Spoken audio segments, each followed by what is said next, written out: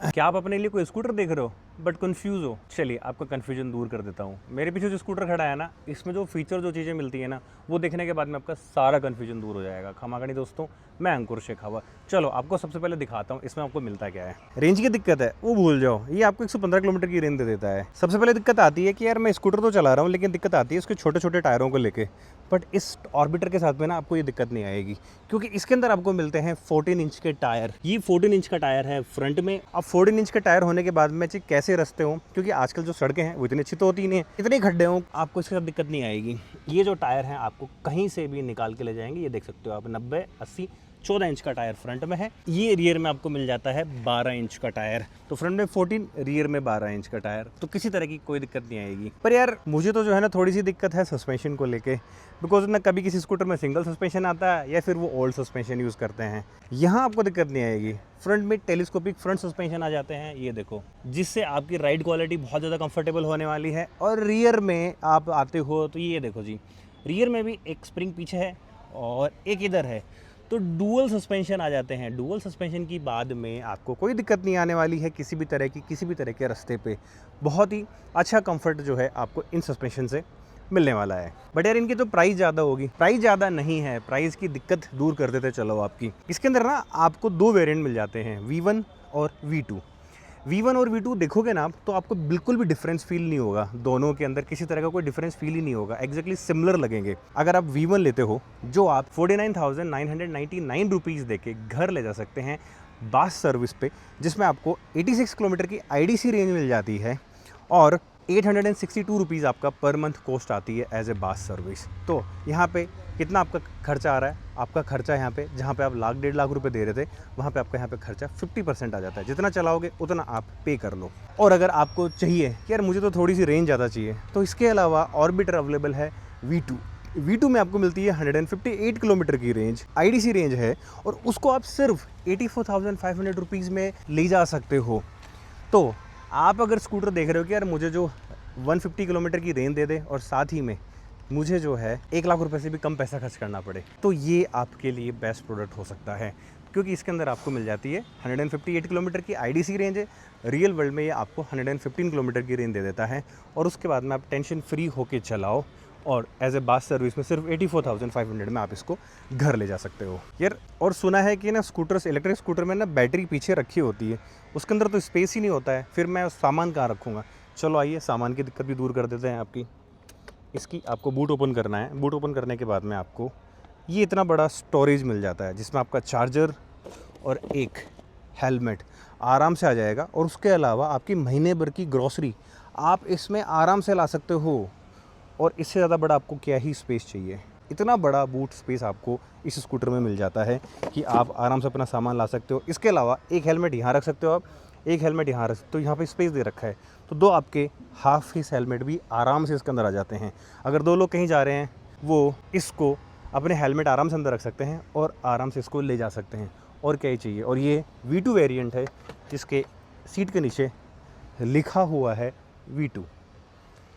अगर आपको सामान और कहीं रखना है तो आप सामान यहाँ पे भी लटका सकते हो, यहाँ पे भी आप हैंग कर सकते हो। 3 kg तक का सामान और छोटा मोटा सामान है यहाँ पे भी रख सकते हो। और ये इतना बड़ा इसका फुटबोर्ड है, जिसके अंदर आपकी एक बड़ी अटैची बहुत आराम से आ जाएगी। साथ में आप सिलेंडर भी रख सकते हो, और इनकेस अगर आप 25 लीटर वाली जो पानी की बोतल आती है वो रखना चाहो तो वो भी आप यहाँ पे रख सकते हो। तो आपके सारे काम तो ये कर ही रहा है, तो फिर दिक्कत कहाँ आ रही है। एंड एक और अच्छी चीज़ जो मैंने फर्स्ट टाइम इस स्कूटर में देखी है, नॉर्मली क्या होता है कि बहुत सारे स्कूटर में ये जो फुटरेस्ट आता है लेडीज़ वाला, ये नहीं आता है, लेकिन इसमें कंपनी दे रही है। यहाँ पे पिलियन के लिए इधर भी है और एक इस तरफ भी है, दोनों यहाँ पे निकल के आ चुके हैं। और इसके बाद में ये लेडीज़ के लिए, क्योंकि बैठने में उनको दिक्कत होती है एक साइड पाँव करके बैठने वालों को, तो यहाँ पे पाँव रख के वो आराम से जो है स्कूटर पे बैठ सकते हैं। तो वो समस्या भी आपकी यहाँ पे ये दूर कर ही रहा है स्कूटर। बट यार मैंने तो फेस करी है कुछ चीज़ें, जिसके अंदर ना आप आगे बैठे हुए हो या फिर आप स्लिप होके आगे जाते हो और बार बार स्लिप होते रहते हो। ओके, वो दिक्कत इसके साथ में नहीं आएगी। ये देखो, आपको इतनी चौड़ी, इतनी लंबी सीट मिल जाती है, जो कि 845 mm की आपको सीट मिल जाती है, जो कि इतनी लंबी सीट है कि आप इसमें आराम से कंफर्टेबली बैठ के 2 लोग आराम से राइड कर सकते हो। उसके बाद में भी आपको इतना स्पेस मिल जाता है।